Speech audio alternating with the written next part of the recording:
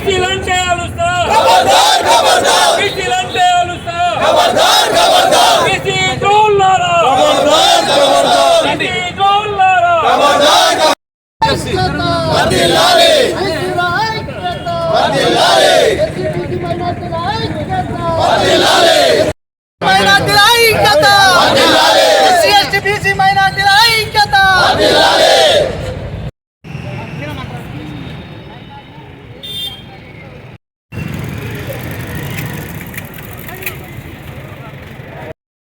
BC ద్రోహులారా ఖబర్దార్ ఖబర్దార్ BC ద్రోహులారా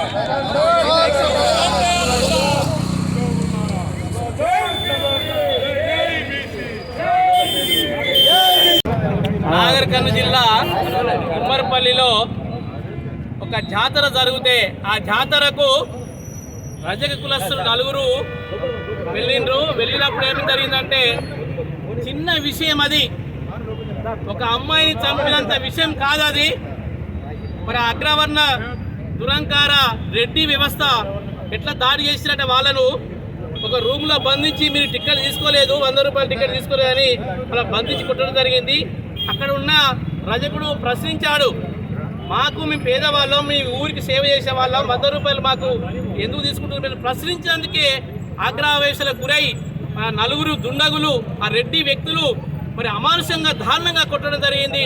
ఆ సందర్భంలోనే ఒక పసిపాపను కూడా వాళ్ళ దగ్గర పసిపాపను గుంజి తన్ని వేయడం వల్ల ఆ అమ్మాయి మరి అస్వస్థ గురై నిన్నటి రోజు ప్రాణావించడం జరిగింది.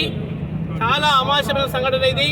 మరి చిన్న విషయాన్ని ఇంత పెద్ద చేయడం వాళ్ళ అగ్రకుల దురంకారానికి నిదర్శనము. అందుకే ఈరోజు రాష్ట్ర వ్యాప్తంగా బీసీ సంఘాలు, ఎస్సీ ఎస్టీ సంఘాలు, మైనార్టీ సంఘాలు, రజక సంఘాలు అన్నీ కూడా రాష్ట్ర వ్యాప్తంగా నిరసన వ్యక్తం జరిగింది. మరి ఇప్పటికైనా ముఖ్యమంత్రి గారు ఆ కుటుంబానికి న్యాయం చేయాలి. మీ దగ్గర జిల్లానే, మీ పక్క జిల్లానే కాబట్టి మరి ఆ కుటుంబాన్ని ఆదుకోవాలి, కుటుంబంలో ఒకరికి మరి ఉద్యోగం ఇవ్వాలి, ఆ కుటుంబానికి ఆర్థిక సాయం కూడా చేయాలని మేము డిమాండ్ చేస్తున్నాం అన్ని సంఘాల తరపు నుంచి. ఒక అగ్రవర్ణ అహంకారులు జాతరలో ఒక బలహీన వర్గాలకు చెందినటువంటి చాకలి వర్గాలకు చెందినటువంటి వాళ్ళు దేవుణ్ణి దర్శించుకోవడానికి పోతే అక్కడ కూడా ఈ ఎస్సీ ఎస్టీ బీసీ మైనార్టీ వర్గాల మీద వివక్ష చూపుతున్నటువంటి అగ్రవర్ణ భావజాలం కలిగినటువంటి దురహంకారం కలిగినటువంటి దొరలు, రెడ్డి వర్గానికి చెందినటువంటి కొందరు దొరలు ఈ బలహీన వర్గాల మీద, ఈ చాకలి వర్గాల మీద అక్కడున్నటువంటి పసిపిల్లని కూడా చూడకుండా పసిపిల్లతో సహా వాళ్ళ భర్తను, ఆమెను విపరీతంగా కొట్టి దేవుణ్ణి దర్శించుకునేందుకు పోతే అన్యాయంగా టికెట్ పైసలు అడిగి విపరీతంగా కొట్టి వాళ్ళ కాళ్ళ మీద పడి పసిపిల్ల తల్లిని, నాకు పిల్లున్నది 2 నెలల పాప అని చెప్పినా కూడా వాళ్ళు కనికరించకుండా ఇలా పసిపిల్ల తల్లిని పూర్తిగా వాళ్ళ బొక్కలు చూరయ్యే విధంగా కొట్టి ఒక పసిపిల్లను తొక్కి చంపి ఇవాళ వాళ్ళ అహంకారానికి, వాళ్ళ దురహంకారానికి, దొరల అహంకారానికి ఇలా నిదర్శనంగా నిలిచిండ్రు. వాళ్ళను వెంటనే రాష్ట్ర ప్రభుత్వం కావచ్చు, పోలీసులు కావచ్చు, ఇప్పటి వరకు కూడా వాళ్ళ మీద కేసులు నమోదు చేయకుండా, వాళ్ళని అరెస్టు చేయకుండా ఇవాళ వాళ్ళను కాపాడుతున్నటువంటి పోలీసుల్లో కానీ మిగతా ఏ డిపార్ట్మెంట్ అయినా రాష్ట్ర ప్రభుత్వానికి కానీ ఇవాళ జమ్మికుంట తరఫున మేము ఒకటే హెచ్చరిక జారీ చేస్తున్నాం. ఎస్సీ ఎస్టీ బీసీ మైనార్టీ వర్గాలందరం వాళ్ళను వెంటనే వాళ్ళ మీద మర్డర్ కేసు నమోదు చేసి వాళ్ళను జైల్లో వేసి ఆ కుటుంబానికి తగిన న్యాయం జరిగేంత వరకు కూడా మేము ఎక్కడ కూడా వెనకాడేది లేదు. ఆ వర్గాలకు, ఆ కుటుంబానికి వెన్నంటే ఉంటూ రాష్ట్ర వ్యాప్తంగా ఉద్యమాలు చేస్తామని ఈ సందర్భంగా హెచ్చరిస్తాం. పెత్తనందారులు ఏదో ఉన్నారో వాళ్ళు తక్షణమే పద్ధతి మార్చుకోవాలి. మనం సమాజంలో ఉన్నాం, సమాజ అనుగుణంలో మనం ఎదగాలి తప్ప సమాజం వ్యతిరేకంగా చేస్తూ ఇప్పటికి కూడా నియంత్రణ తప్పకుండా చేస్తే ఎవరైతే పెత్తనందారులు ఉన్నారో వాళ్ళని సహించేయలేదు. బీసీ వర్గాలు సంఘటితమవుతున్నాయి. బీసీ ఆధారంలో అన్ని ఎవరైతే పెత్తనందారులు ఉన్నారో వాళ్ళ వ్యతిరేకం కూడా బహిష్కరించే విధంగా ప్రయత్నం చేస్తామని తెలియజేస్తున్నాం.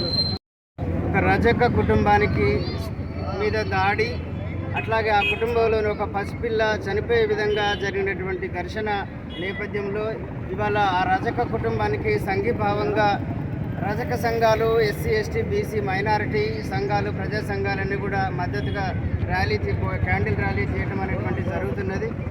అంబేద్కర్ చెప్పినట్టుగా కులం అనేటువంటిది ఉన్నంతకాలం వివక్ష అనేది కొనసాగుతూ ఉంటుంది. కింది కులాలు అనబడేటువంటివి చైతన్యంతో మెదలటం, ఆత్మగౌరవంతో మెదలటం అనేటువంటిది పై కులాలకు సహించరాని విధంగా ఉంటున్నది. మీరా మమ్మల్ని ప్రశ్నించేది అది న్యాయమైనటువంటి ప్రశ్న అయినప్పటికీ కూడా మీరా మమ్మల్ని ప్రశ్నించేది అనేటువంటి అహంభావంతో సంపన్న వర్గాలు, సంపన్న కులాలు ఈ రకమైనటువంటి దాడులు చేస్తున్నాయి. ఈ తరతరాలుగా ఎప్పుడూ ఆగిపోవటం లేదు. ఈ కింది కులాలు అనబడేటువంటి వాళ్ళు, శ్రామిక కులాలన్నీ కూడా ఐక్యంగా ఉండి ఈ చైతన్యాన్ని ప్రదర్శించి ఇటువంటి వివక్షను ఆపినప్పుడే ఇటువంటి దాడులు ఆగిపోతాయి. ప్రభుత్వం కానీ చట్ట వ్యవస్థ కూడా కానీ వీళ్ళు కేసు పెట్టారా వాళ్ళు కేసు పెట్టారా అనేటువంటిది మాత్రమే కాకుండా ఒక ప్రజాస్వామిక దృక్పథంతో ఆ కేసులను, ఆ ఫిర్యాదులను పరిశీలించి తదనుగుణంగా మెదలాల్సినటువంటి అవసరం ఉంటుంది. లేకపోతే బలవంతుడు బలహీనుడు ఇద్దరు కేసులు పెట్టినప్పుడు సహజంగా బలవంతుడు పెట్టినటువంటి కేసే తీసుకోవటము, వాళ్ళకు అనుకూలంగానే వ్యవస్థలన్నీ పనిచేయటం అనేటువంటి జరుగుతుంది. కాబట్టి ప్రభుత్వము చట్ట వ్యవస్థలన్నీ కూడా ఒక ప్రజాస్వామిక దృక్పథంతో మెదలాలి. శ్రామిక కులాలకు జరిగేటువంటి అన్యాయం ఇకనైనా ఆగిపోవాలని మేము డిమాండ్ చేస్తున్నాం.